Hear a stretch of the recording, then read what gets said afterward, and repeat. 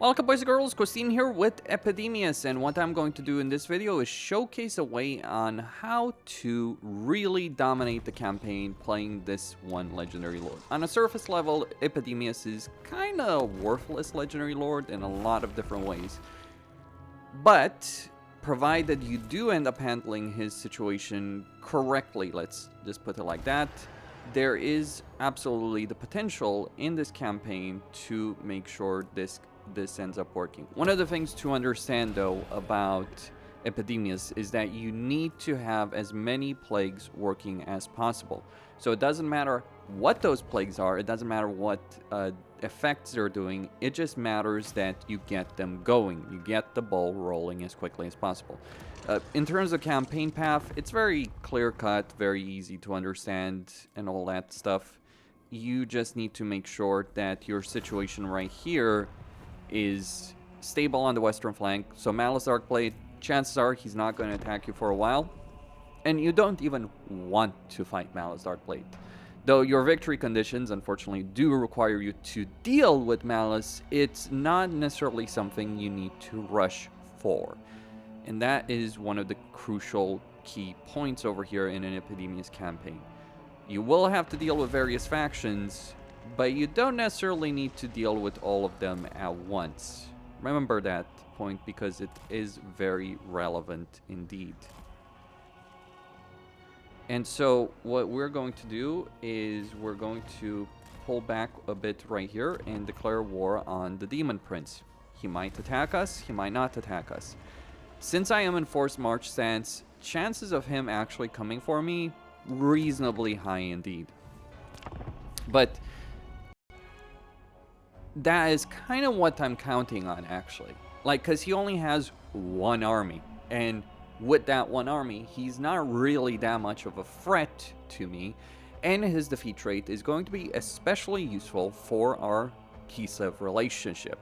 Because we are definitely going full throttle ahead on that Kislev relationship angle. That is, by the way, one of the important points to understand here about Epidemius. You have the capability, the tools needed to make sure you end up dominating this campaign path.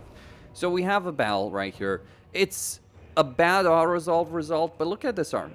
It's got Marauders of Nurgle, Bloodletters, Nurglings, etc. The only units that are worth of anything here are the Demon Knights of Slaanesh to a degree, and of course the Bloodletters of Khorne.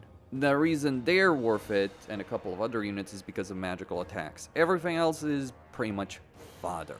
So let's go this battle, and let's fight. Now, in terms of winning this battle, you need to be aware, cognizant of the fact that he has the capability of killing a lot of your units very quickly, if you let him.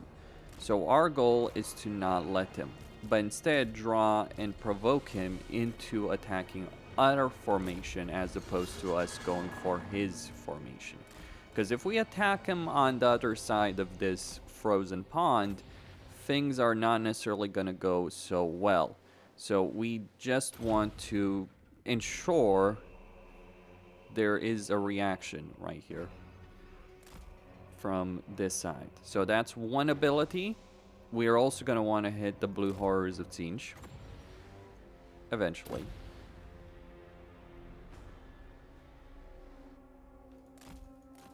And now we fall back.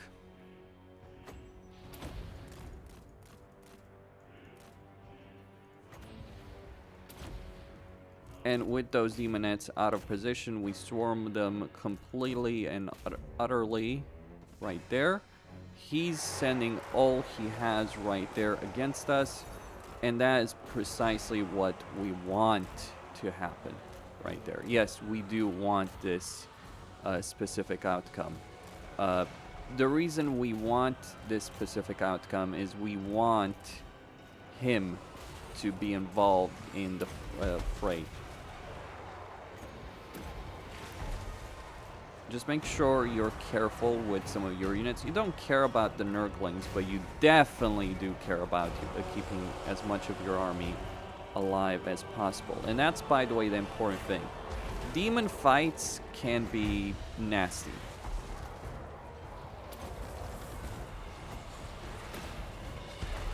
Like, for instance, over there, I could end up losing my hero if I'm not careful. He's a useless guy anyway, though. So, not really too big of a concern there. Oh, but you lost your hero. Well, surprisingly, heroes versus units, that's the one sacrifice I am perfectly willing to make in a kind of situation right like this. And the reason I'm willing to make it is because units are valuable. Heroes, surprisingly, not necessarily so much. There goes the Demon Prince. Now, bear in mind, if you were playing this on Legendary, very hard battle difficulty, with max AI stats, that's a different discussion. But we're not playing on that difficulty. We're playing on Legendary very hard with normal AI stats. So things do change a bit. That's Daniel's army. He has nothing else that you can give. The only sacrifice, I lost a hero. Boo-hoo. And some Nurgling.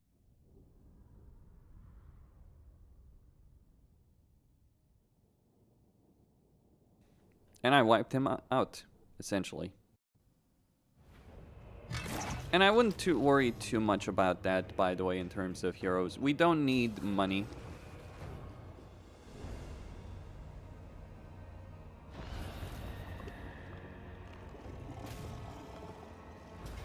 And we even got lucky and got the hero back.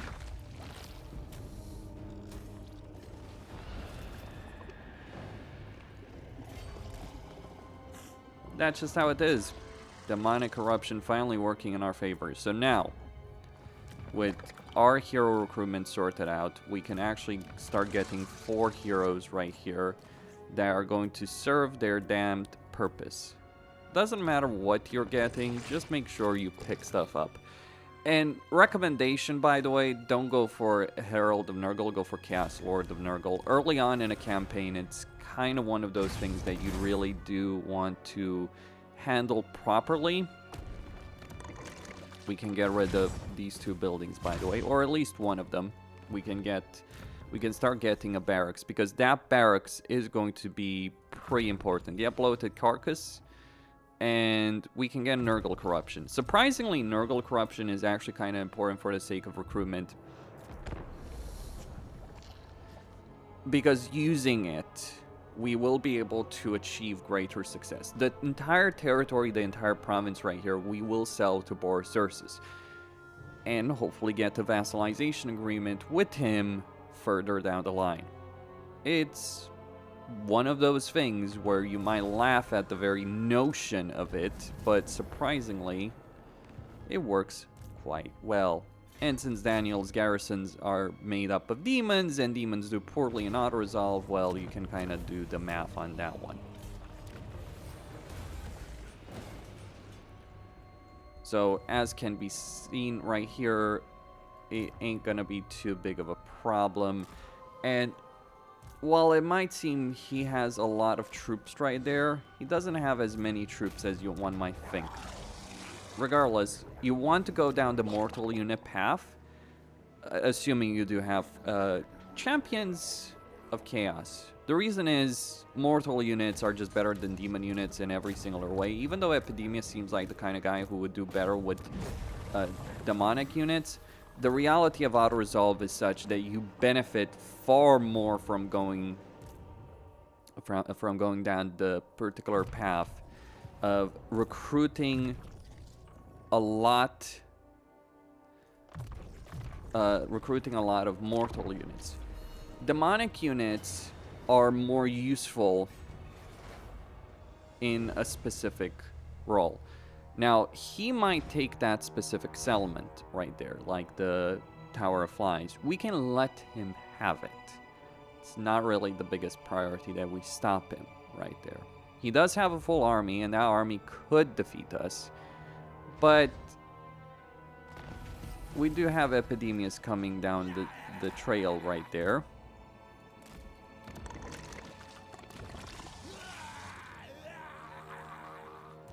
And Epidemius will defeat him. So So I guess the question is, what is he going to do? Is he going to try and attack our main army? You never know with these kind of things. What I do know for certain is he's going to try and do something. And that something ended up being completely worthless, as one might expect of Daniel.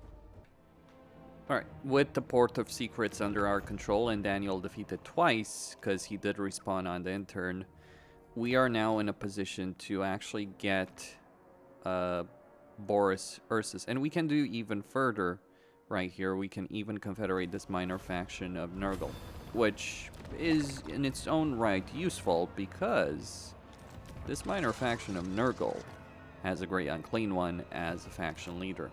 This is one of the reasons why he's so damn strong. It's because he's got that kind of capability. And a non-aggression pact with Malachi. It probably will be broken, but eventually, but by the time it is broken, we really don't want to fight Malachi yet. We will eventually. Now look, I know what the victory condition requires. I'm also going to say the victory condition is goddamn stupid, so you should do your best to freaking ignore it to the best of your ability. For now, however. If you're playing this campaign for the sake of victory conditions, then I think that is one of the aspects where Nurgle campaigns do end up falling short. By quite a bit. So make sure you get Nurgle's Blessed. It is the one aspect where CA should really improve a campaign.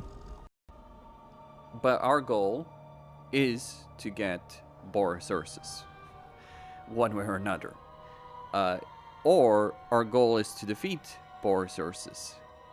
If that's your jam and you want to vassalize Archaon, you can do so. If you want to get Arbol on your side and let him deal with Boris Ursus, that's also an alternative that's pretty valuable. Regardless, we have our own goals and our own concerns right here. Since Boris Ursus has taken the territory, in this situation, we're just gonna move out. We got other things to do. Malice Darkblade is not a concern at this stage. If you're focusing on victory conditions at the cost of everything else for just Winds of Magic, then I don't know what to tell you. That is not how Nurgle campaigns end up playing out. That is not the objective structure. That is not the campaign structure that you're aiming for, really. Your aim, really, is to go spread Daddy Nurgle's love to Norska. Why not Norska? Because with that specific path, and we will summon a cultist. With that specific path, we could try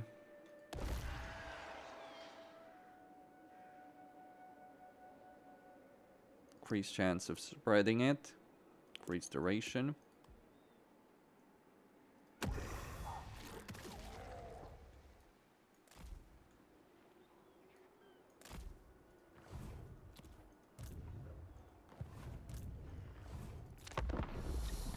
And be a bit careful on this, because while it might seem irrelevant to focus on his unique faction effect, it is useful to get it. So we're just gonna hop on with that cultist right in the middle of Kislev.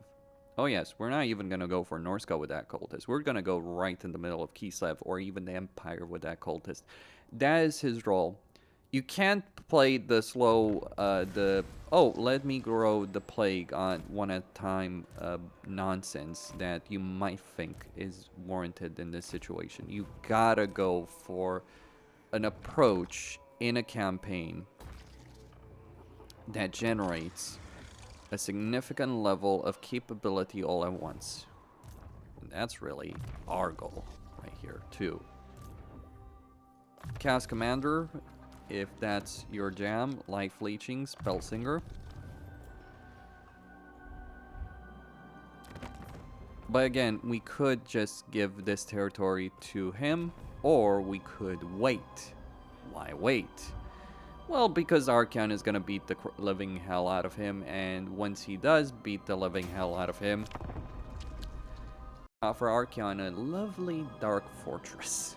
We're playing for keeps, gentlemen. And when you play for keeps, there is no discussion on how this plays out. You gotta play smartly, capably, and full on ahead when you're in this kind of campaign structure. It's the same idea in a Tamarkan campaign. Like, remember, our goal here is to ultimately get these enemies dealt with.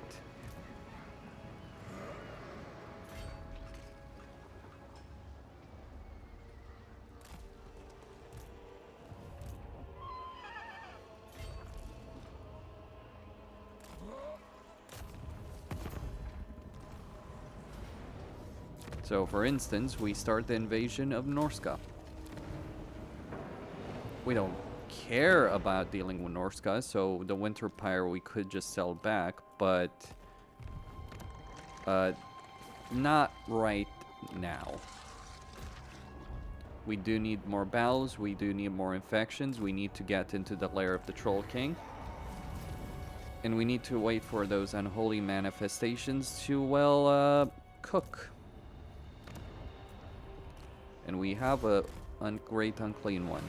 Behold, the true power of Nurgle made manifest. As stated, we're not playing stupid games for stupid prizes here. We're playing for keeps. So why fight Trog? We don't want to kill Trog, for the record. That is not the objective structure here, that is not the aim. We just want him to bend the knee, so to speak. You know, accept his lot in life, his position in life. Accept that he must bend the knee to the love of Grandpa Nurgle as well. That quest battle is irrelevant and don't bother with it, really. It's not what's at stake here. That's important. And now we get to pay a visit to good old Trog. It's just important that you get that settlement, and it's kind of funny too how far you can go with resolve once you get, oh, I don't know, 3 damn armies.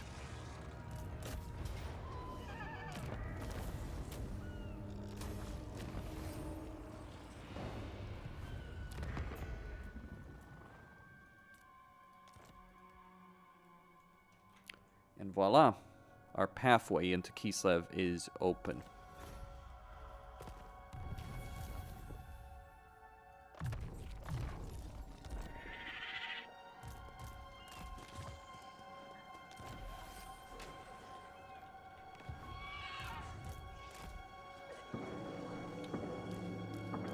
And now we can get all of these guys right here.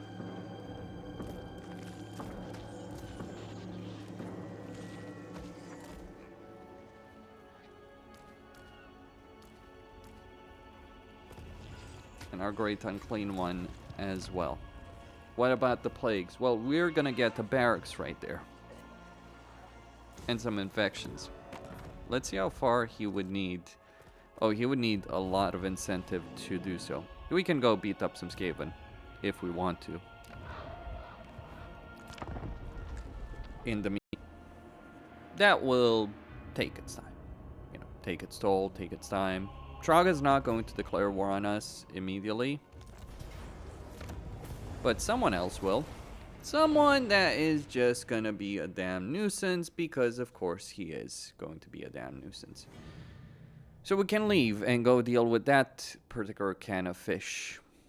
And oh, it is lovely fish. Thankfully, it's not gonna hurt us that much by losing that settlement, and Malice Darkblade's main force is on the other side there.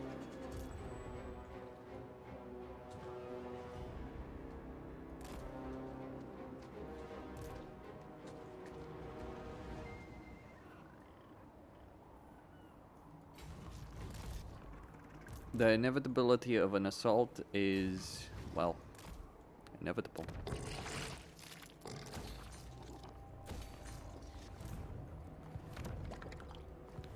We got more units coming in. Now, it's not really a turning point or a surprise that it happened like that. If anything. I'm kind of surprised it took this long, really. But yeah, we're gonna go for, let's say, Erengrad with that plague. And when we drop it in Erengrad, or we encounter Festus. But no, let's go with Zavastra. Seems like a good one. Because by getting all of those plagues all together and increasing that chance of spreading a plague and all that, that's why you go for cultists sometimes. That's why if you're looking for the objective of plagues, you drop it as far away from your territory as possible. Forget that one. And now we land back home and we start working on our stuff.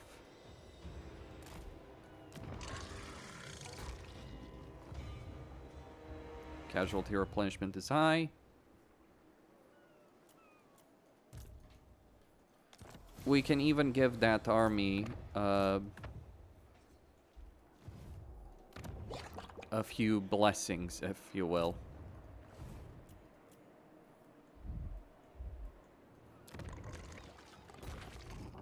But yeah, at this point, what Archeon is going to do, he's going to take the Howling Citadel. Once we get in vision with him, that is going to benefit us a great deal. And if you ever need money, there are the caravans of the Cast Dwarves that you can take advantage of that will ensure your economy is pumping out stuff to keep you going.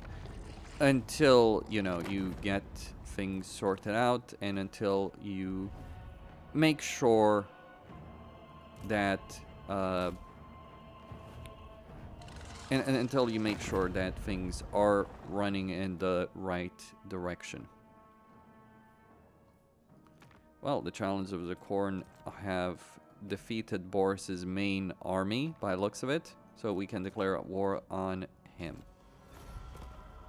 And that's just enough money to keep us going for one more turn.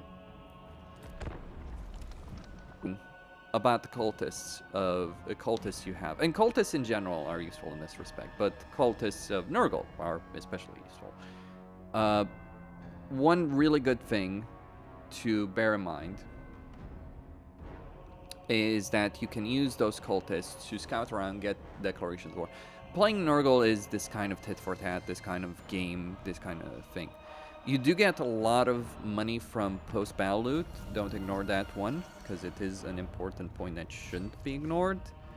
But yeah, we do have several armies right here, but it's not, again, it's just not really a concern as much as one might think. Like, you look at this situation, there's two armies. There's some Dark Shards, there's a lot of Dark Shards. We can destroy either of them. And I'm going to reckon that defeating that main one would be the one that's really worth it in the end right there. Research-wise, if you do not have the infections right now for Contagious Horde, which we will after that battle, then you can always go for some different things, right? So it's always important, though, to know your limits.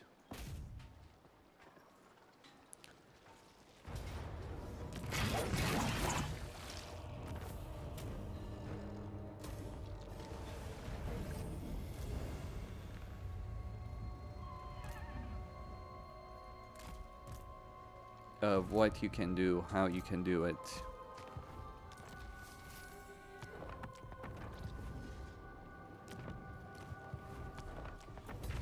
And what is achievable and what is not achievable.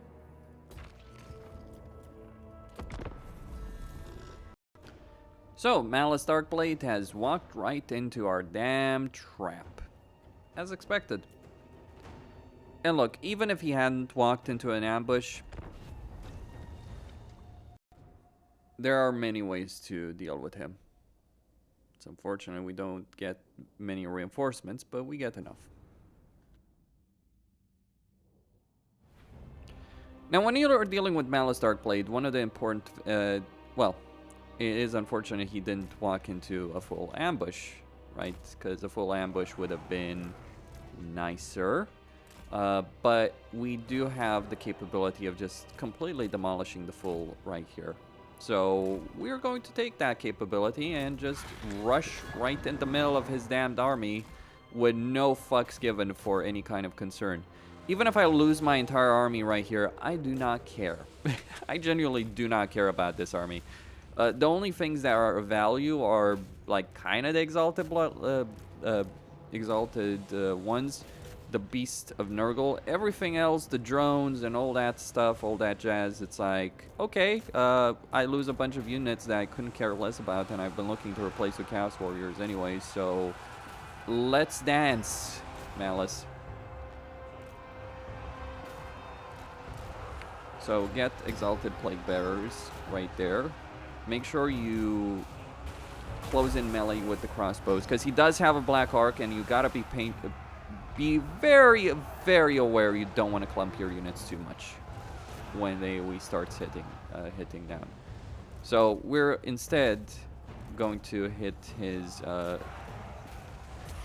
stuff right there.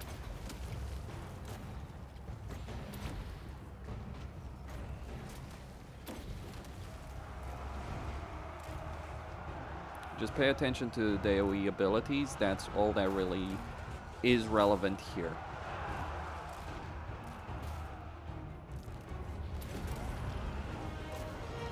Oh, I know Epidemius can't defeat him in melee. I don't care if he can defeat him in melee. That's not the point.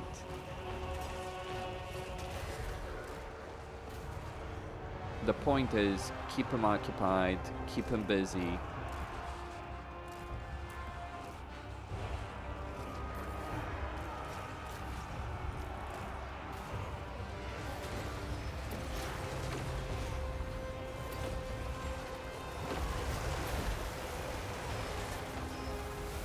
Force the change. The damage of those abilities is not necessarily as great as one might think.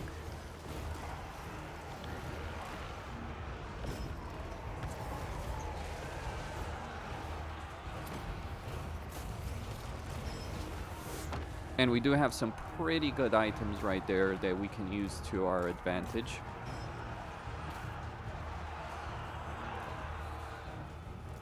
That's the danger zone right there, but it's confined.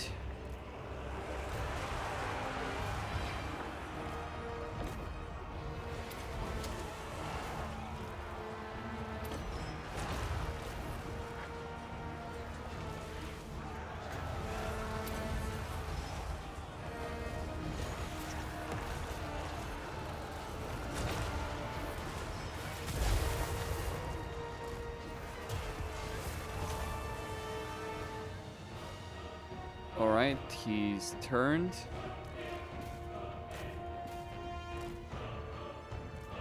Tar pit the crap out of him.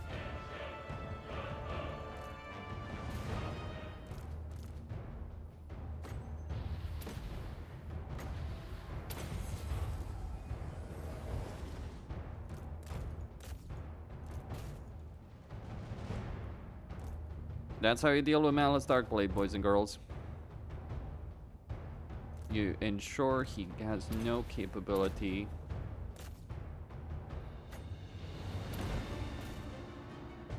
That's it.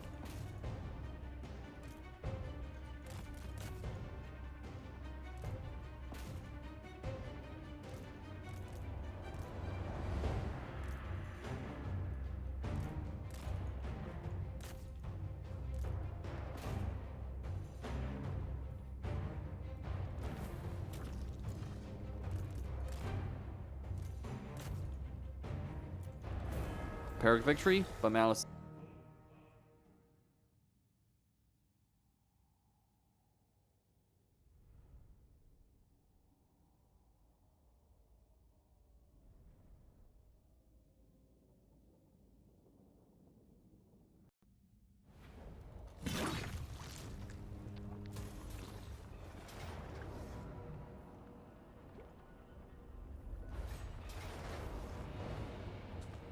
I'll take that.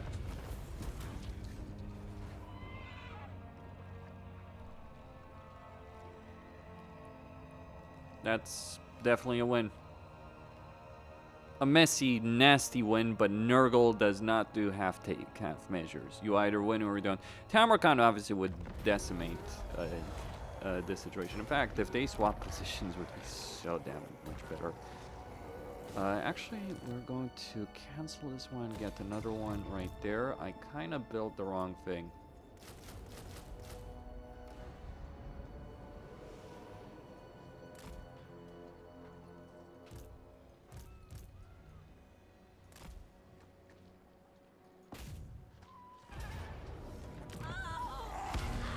Kaboomy.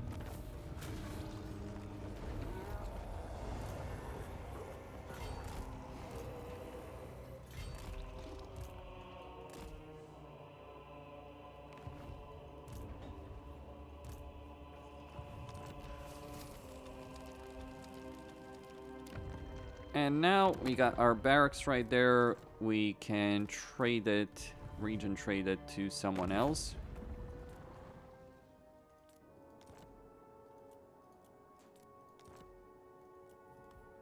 We can go for a military alliance. Not a vassalization agreement, though you could wait for a vassalization agreement if you so want to. Make sure you get Contagious Horde. And now the fun begins. It's called the Plague.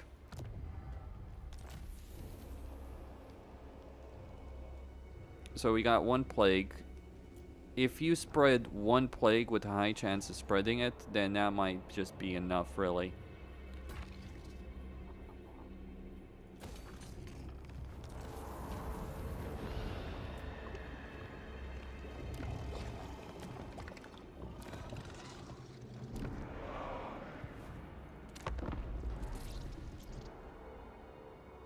We might also dismiss one of these lords. But yeah, at this point, Malice has nothing that he can throw against us. He's got that Black Arc, but that Black Arc is just a nuisance, not really a threat.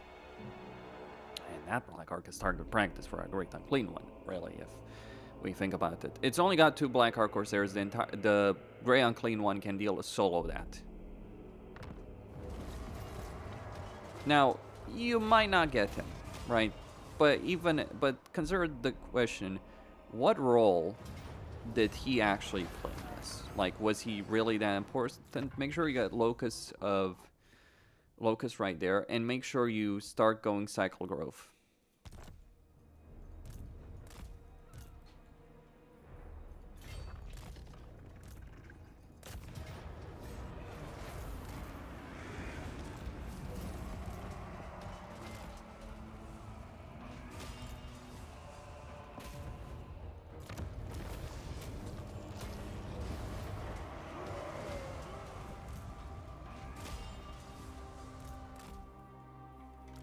And start getting rid of these damn Nurglings because they're not going to be especially useful.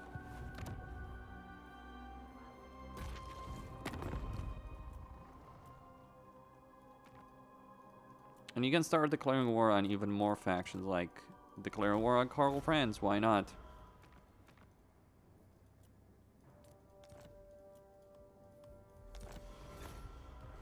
That is the thing that keeps on giving. Now, there's a chance, even with this plague, that it won't spread.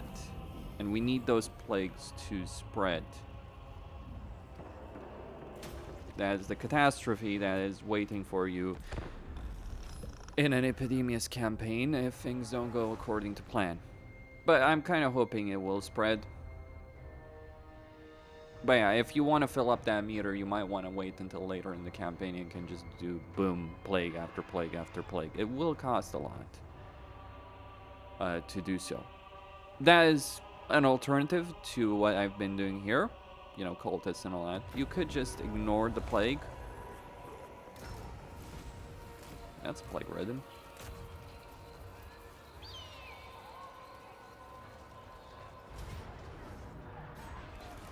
But yeah, at this point, there's really not much really left to talk about here. The situation is handled, the campaign is sorted out. And we are just gonna start pumping the crap out of stuff. Not sure. Infected by... Okay. Well, that bugged out. Maybe it's the ones you come in contact with.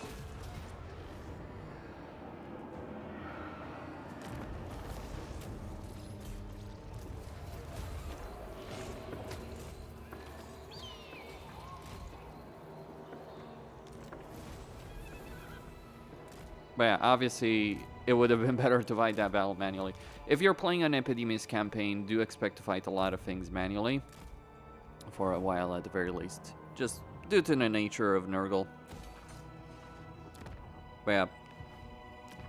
Things are moving in the right direction. Finally, we can sell that element, maybe get Archeon on side.